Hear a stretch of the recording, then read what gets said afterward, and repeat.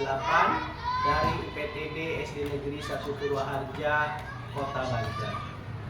Pada kesempatan kali ini saya ditemani oleh Ibu Susilawati SPDI. Beliau adalah seorang guru pendidikan agama Islam. Apa kabar Ibu Susi? Baik, Pak. Hari ini kita akan mengadakan percakapan pra-observasi. Ada beberapa pertanyaan yang akan saya sampaikan kepada Ibu. Namun sebelumnya saya akan menyampaikan tujuan supervisi dan percakapan pra-observasi.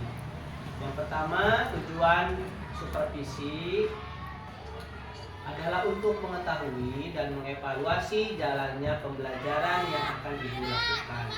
Nah, untuk percakapan pra-observasi ini adalah sebagai langkah awal Ibu untuk persiapan, untuk menemukan kesiapan dan rasa percaya diri Ibu, sehingga memberikan pembelajaran yang terbaik untuk muridnya. Baiklah Ibu, untuk pertanyaan yang pertama, kira-kira tujuan pembelajaran apa yang akan Ibu capai? Pak, di sini ada 3 tujuan pembelajaran yang akan saya berikan kepada siswa seperti yang pertama, diharapkan siswa mampu membaca Al-Quran surat Al-Hujurat ayat 13 dengan tafsir. Kemudian diharapkan siswa mampu membiasakan membaca Al-Quran dengan tafsir. Dan yang ketiga, diharapkan siswa mampu menunjukkan buku bacaan Ahmad, Al-Quran, dan Ada 3 tujuan pembelajaran yang Ibu sampaikan yang akan dicapai dalam pembelajaran nanti ya. Yang pertama membaca surat Al-Hujurat ayat 13 ya.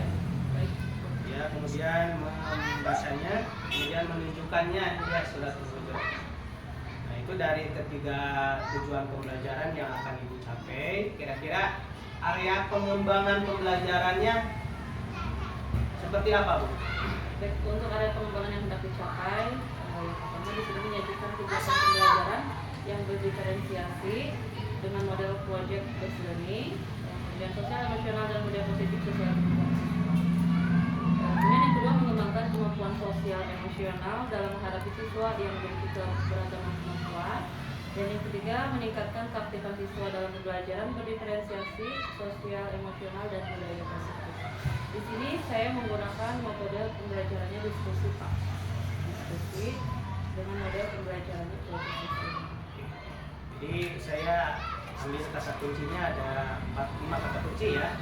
Yang pertama, area pengembangan untuk pembelajaran berdiferensiasi, kemudian ada pembelajaran sosial emosionalnya, kemudian nanti Ibu bisa menilai atau perhatikan keaktifan siswa, kemudian menggunakan model pembelajaran project based learning dengan metode diskusinya seperti ini.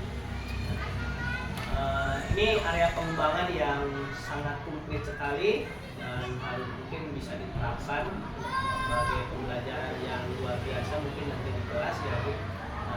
Kira-kira mungkin untuk mencapai area pengembangan yang disampaikan Ibu itu kira-kira strateginya apa? Baik, untuk strategi yang saya persiapkan diantaranya guru menyusun perangkat pembelajaran yang lengkap, kemudian memberikan contoh nyata kepada siswa agar mampu menyelesaikan masalah di sini yang berkaitannya dengan materi yaitu Quran surat Al-Hujurat ayat 13. Kemudian guru juga menyiapkan KKPD sesuai dengan kebutuhan siswa. Media yang saya siapkan diantaranya ada laptop, infocus, dan poster Quran surat Al-Hujurat ayat 13 dengan model project based learning.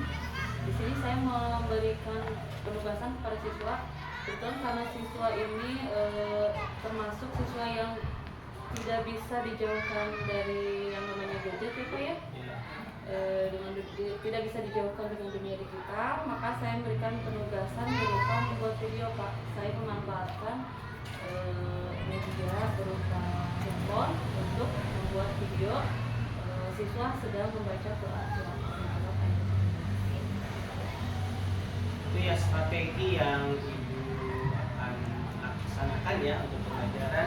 Mungkin tadi sudah disampaikan bahwa strateginya adalah tentunya dengan menyiapkan RPP yang lengkap, kemudian memberikan aksi nyata atau contoh-contoh yang nyata untuk para muridnya, kemudian dengan model pembelajaran project based learning ini, model pembelajaran yang berbasis kepada anak, bagus sekali Ibu. Kemudian metodenya metode diskusi, kemudian nanti penerapan proyeknya itu anak-anak lebih diaktifkan dan lebih berfokus kepada anak dengan membuat sebuah video itu ya, video. Nah, kemudian dari media pembelajaran sudah disampaikan tadi Ibu menggunakan media poster, media gambar ya. Kemudian juga mungkin nanti bisa disampaikan juga media pembelajaran berupa videonya ya, yang tadi di fokus. Nah, bagus sekali apa yang sudah disampaikan dari tujuan, kemudian area pengembangan dan strategi pembelajaran. Nanti selanjutnya mungkin saya menunggu nih actionnya nanti untuk melihat Ibu di pembelajaran di kelas ya. Nah, kira-kira sebelum ke sana rencananya mau bulan apa, tanggal berapa, kira-kira hari apa waktunya? Insya Allah Pak, pembelajaran ini akan dilaksanakan pada hari Rabu, tepatnya tanggal 6 September 2023 di jam keempat. Di waktunya hari Rabu ya Bu, bulan September ya. Bulan September berarti minggu depan ya. Bulan September di jam ke-4 ya. Jam ke-4 ya. Nah, untuk selanjutnya ada beberapa hal yang akan saya sampaikan. Observasi, mungkin saya nanti ke kelas untuk mengamati Ibu pelaksanaan pembelajaran. Juga nanti ada percakapan yang terakhir Bu, yaitu percakapan pasca observasi bersama Ibu pengajar praktik. Iya. Nah, untuk selanjutnya setelah kita berbincang-bincang dan melaksanakan percakapan pra observasi, kira-kira hal apa yang sudah Ibu dapatkan dari percakapan ini?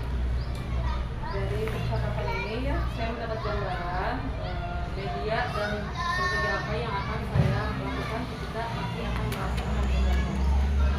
Jadi Ibu sudah ada gambaran tentang strategi, kemudian area pengembangan yang akan dipersiapkan oleh Ibu, sehingga nanti dampaknya kepada siswa membuat pembelajaran lebih berpihak kepada murid, juga memberikan pembelajaran yang terbaik untuk murid-murid. Nah, alhamdulillah percakapan hari ini saya menunggu pembelajaran Ibu di kelas minggu depan. Insya Allah saya kesana. Terima kasih atas waktunya Ibu. Ya, sama-sama. Assalamualaikum warahmatullahi wabarakatuh. Waalaikumsalam.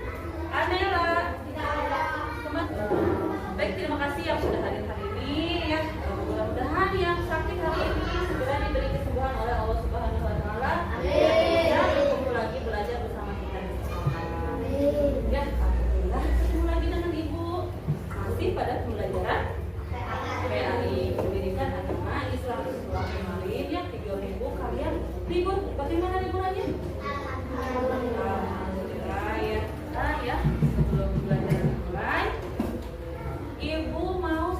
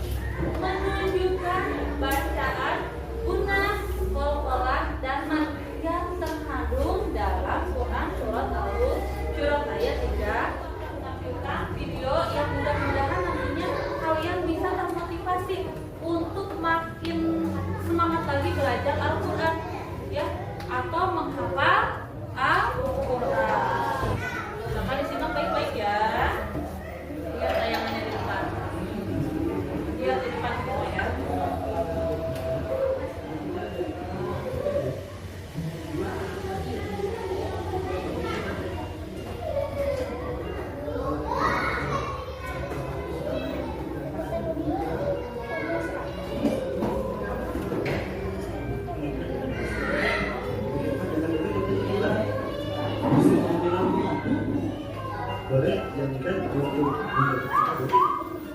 sini.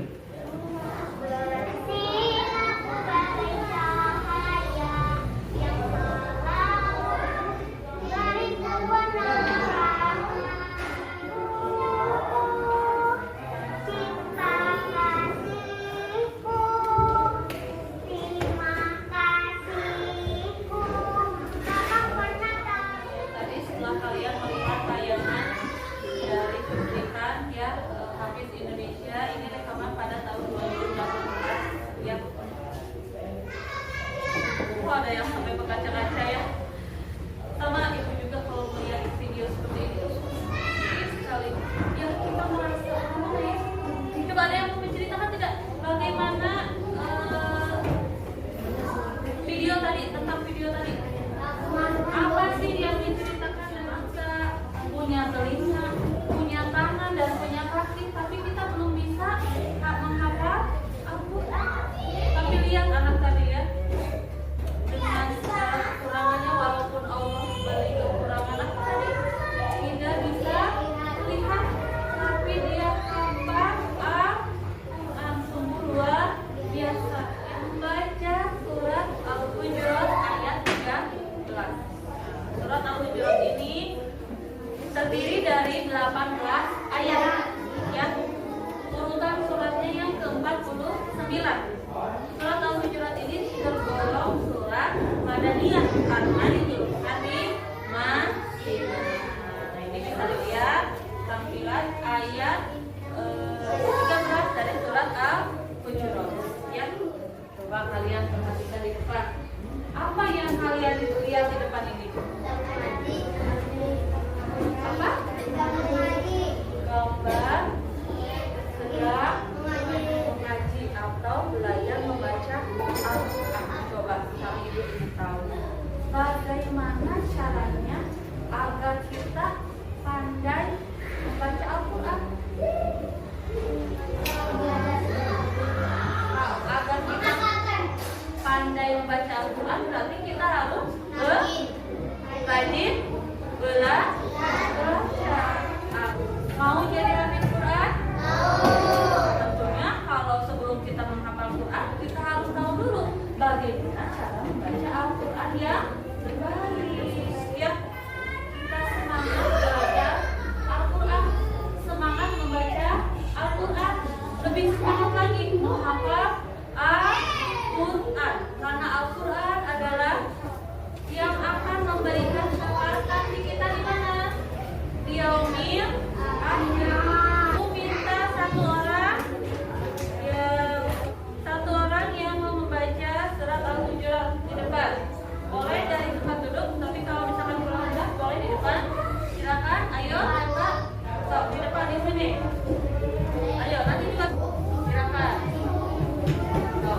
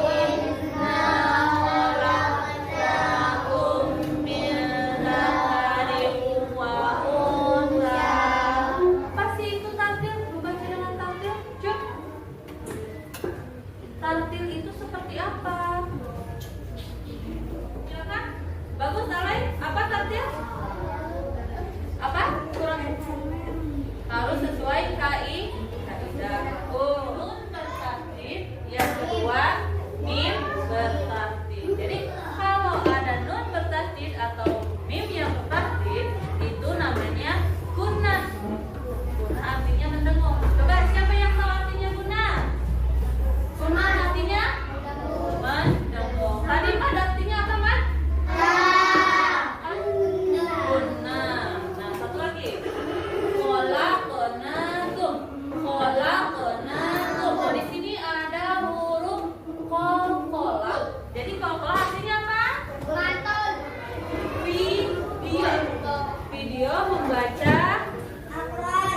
Al-Hujurat ayat 3.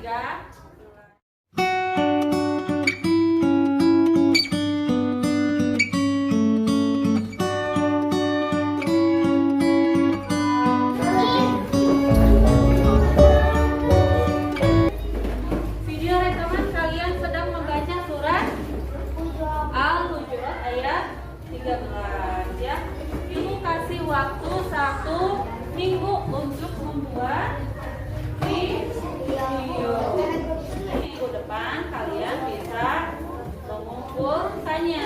Boleh diupload ke YouTube sekolah, boleh. Kemudian dikirim juga ke ibu untuk diperiksa hasilnya. Ya.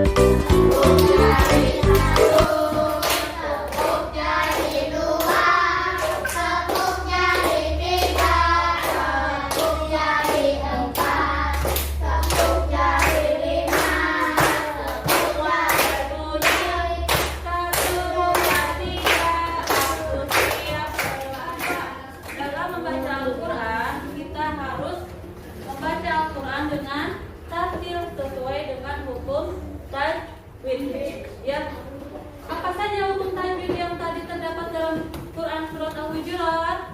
Ada apa yang pertama tadi? Yang kedua guna, yang ketiga mad artinya apa? Panjang. Qalqalah artinya membantu, dan guna artinya mendangung. Ya. Baik, untuk tes yang terakhir kita ada post test, yaitu tes sumatif. Kalian harus mengerjakannya masing-masing. Kita tutup kegiatan ini dengan membaca hamdalah dan doa kafaratul majlis bersama-sama. Alhamdulillahirabbil alamin. Subhanakallah. Assalamualaikum warahmatullahi wabarakatuh.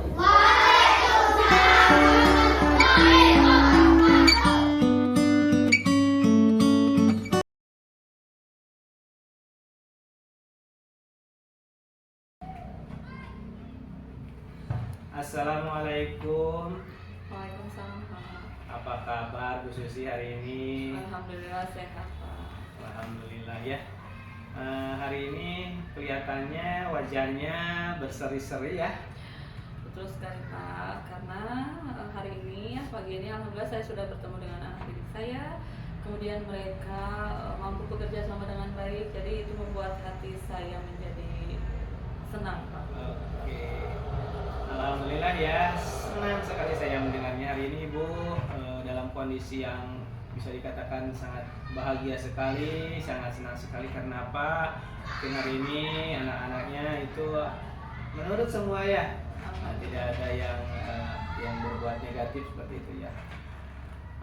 Kita hari ini akan melaksanakan coaching supervisi akademik sebagai rangkaian kelanjutan kita untuk proses coaching kita, mulai dari praobservasi sampai dengan observasi yang kemarin.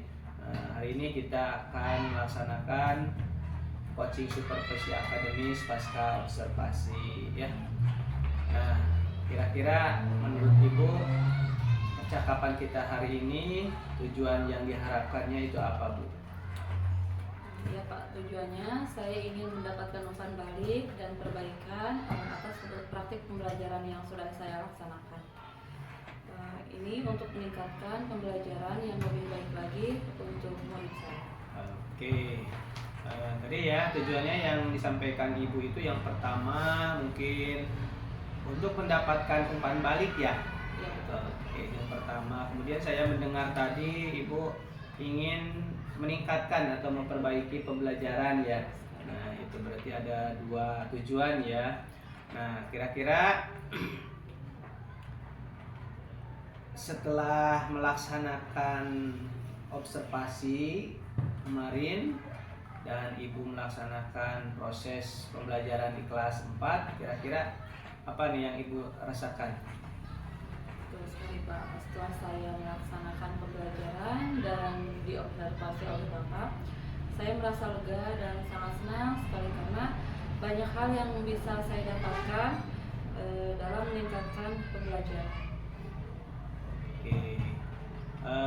Alhamdulillah mungkin ya tadi Ibu mengatakan sangat tegas sekali. Mungkin saya juga secara pribadi kalau ada rekan sejawat yang melihat atau mengobservasi praktek mengajar saya juga akan merasakan hal yang sama seperti itu. Nah, minggu kemarin saya telah melaksanakan observasi kelas ya dan melihat praktek mengajar Ibu. Ada beberapa catatan yang akan saya sampaikan terkait observasi yang saya laksanakan di kelas ini. Yang pertama itu pada aspek penerapan model pembelajaran. Nah, pada aspek ini Ibu sudah terlihat model pembelajaran PJBL-nya. Nah, anak-anak sudah melaksanakan sintaks yang ada pada model PJBL-nya. Kemudian ada LKPD, juga evaluasi yang berbasis digital guru sudah menyiapkan LKPD dan dibagikan kepada murid pada saat proses pembelajaran. Kemudian Ibu juga tak kelihatan saya melihat sudah memberikan contoh nyata. Sudah memberikan contoh nyata melalui voice tentang hafalan surat Al-Hujurat. Ya. Kemudian juga Ibu menampilkan pembelajaran yang berdiferensiasi. Saya melihat ada kontensnya, diferensiasi prosesnya, juga ada diferensiasi produknya. Kemudian juga pada pembelajaran berdiferensiasi itu Ibu sudah terlihat ya ada pemetaan kebutuhan pada anak sesuai minat dan kemampuan. Nah, selain itu juga pada saat praktek mengajar Ibu sudah menampilkan bagaimana tentang emosional dan sosialnya sudah terlihat dengan situasi kelas yang riang dan nyaman. Nah, itu. Kemudian juga saya melihat pada kelas Ibu yang sudah Ibu praktekkan itu ternyata anak-anaknya aktif semua Bu. Bagus sekali apalagi ketika diskusi juga kegiatan prakteknya. Itu mungkin catatan saya, analisis saya, hasil observasi yang telah Ibu laksanakan untuk kegiatan praktek mengajar di kelas 4 Ibu. Nah, kira-kira Ibu telah menyampaikan pada saat praobservasi tentang area pengembangan ya Bu ya. Nah, kira-kira menurut Ibu pribadi area pengembangan yang sudah dicapai itu pada bagian aspek mana saja? Betul Pak, pada area pengembangan ini saya rasa sudah tercapai ya Pak. Mulai dari menampilkan kegiatan pembelajaran yang berdiferensiasi di sini terkait dengan konten, proses dan produk. Pada kegiatan pembelajaran ini saya menggunakan model pembelajaran project based learning. Sehingga anak lebih mudah memahami materi yang disampaikan karena disesuaikan dengan bakat, minat dan kemampuan siswa. Kemudian pada model PJBL ini sudah melalui sintaks, anak lebih banyak melakukan tugas melalui diskusi. Nah, di sini diskusinya untuk membuat sebuah hasil dari sebuah proyek. Kemudian untuk diferensiasi konten, di sini sudah menampilkan bahan bacaan melalui tampilan video. Terkait dengan proses, anak-anak di sini sudah terlihat ketika berdiskusi mereka itu memberikan gagasan masing-masing.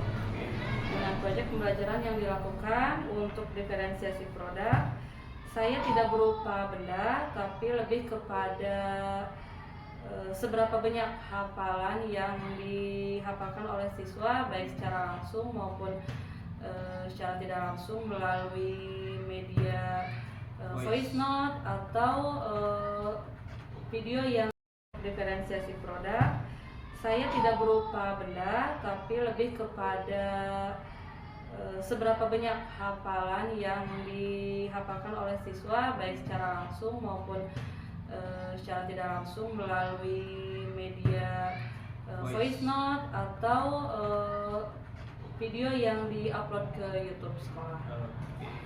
Terkait dengan aspek yang kedua, yaitu mengembangkan keterampilan sosial emosional dalam menghadapi keberagaman murid yang memiliki kemampuan yang berbeda. Pada keterampilan ini saya sudah mampu mengelola emosi dengan baik ya, dengan selalu memberikan senyuman dan menciptakan suasana yang nyaman dan riang ketika berada di dalam kelas. Kemudian untuk aspek yang terakhir di sini meningkatkan keaktifan siswa pada pembelajaran diferensiasi ini terlihat pada saat anak sedang berdiskusi dan melaksanakan tanya jawab. Anak-anak itu sangat antusias sekali dalam memberikan pertanyaan dan gagasan. Oke, luar biasa sekali Ibu ya. Ternyata dari 3 area pengembangan yang Ibu rencanakan, alhamdulillah semua sudah tercapai ya Bu ya. Mulai dari pembelajaran yang berdiferensiasi dengan model PJBL-nya, kemudian dengan pembelajaran sosial emosionalnya, juga budaya positif, juga yang terakhir tentang keaktifan siswanya ya. Iya. Nah, alhamdulillah sudah muncul dan nampak serta tercapai apa yang sudah direncanakan. Nah, kira-kira menurut Ibu di luar dari 3 area pengembangan yang disampaikan tadi, kira-kira apa yang ada ya tidak perbaikan atau hal yang harus diperbaiki? Ya Pak, saya sedikit kesulitan dalam mengelompokkan anak secara heterogen dalam pembelajaran diferensiasi ini Pak. Oh iya. Kira-kira rencana tindak lanjutnya seperti apa itu Bu? Hal yang paling terdekat, saya akan membagi kelompok yang heterogen dengan membagi kelompok berdasarkan tingkat kemampuan anak ya dalam menghafal. Dan alhamdulillah dengan membagi kelompok secara heterogen, anak-anak yang tingkat hafalannya rendah, sedang maupun tinggi itu dicampur Pak, sehingga bisa saling membantu. Kemudian selain itu saya akan membaca referensi dan melihat YouTube tentang pembagian kelompok belajar. Oke, rencana tindak lanjut sekaligus solusi yang bagus sekali Bu ya, tentang bagaimana pengelompokan yang kelompok murid yang heterogen itu ya, terutama dalam pembelajaran pendidikan agama Islam tentang surat Al-Hujurat itu ya. Yang pertama Ibu tadi menyampaikan bagaimana cara mengelompokkan kelompok dengan heterogen. Yang pertama adalah menentukan siswa itu dari kemampuannya. Ada yang kemampuan sedang, rendah, juga cepat, kemudian di mix atau dicampur ya, sehingga bisa saling menutupi atau saling membantu. Juga Ibu tadi menyampaikan tentang referensi atau bahan bacaan ya. Kemudian ada dari media sosial juga, mungkin bisa dari YouTube. Bagus sekali Bu solusinya ya yang disampaikan untuk solusi tentang pengelompokan murid secara heterogen itu ya. Oke.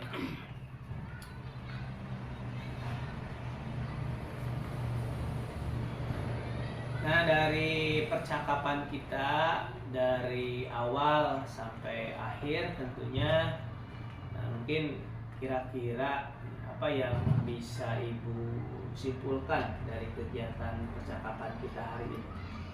Betul Pak, banyak sekali pembelajaran yang bisa saya ambil dari proses coaching ini. Terutama saya mulai terbuka akan pentingnya supervisi akademik ini untuk peningkatan pembelajaran yang berpihak pada anak. Kemudian mulai lebih memahami akan pentingnya pembelajaran berdiferensiasi, kemudian keterampilan sosial emosional, serta penerapan budaya positif pada anak. Hal ini berkat bimbingan dari teman CGP melalui proses coaching supervisi akademik. Terima kasih Pak Dani. Sama-sama Bu. Kita bersama belajar ya, dan saling memberikan atau bertukar pikiran ya. Hal ini untuk kebaikan, juga untuk peningkatan pembelajaran yang lebih baik lagi, terutama untuk anak-anak kita di sekolah. Terakhir, Saya ucapkan terima kasih atas waktunya. Mudah-mudahan ke depan kita bisa berkolaborasi lagi. Terima kasih. Assalamualaikum warahmatullahi wabarakatuh. Waalaikumsalam warahmatullahi wabarakatuh.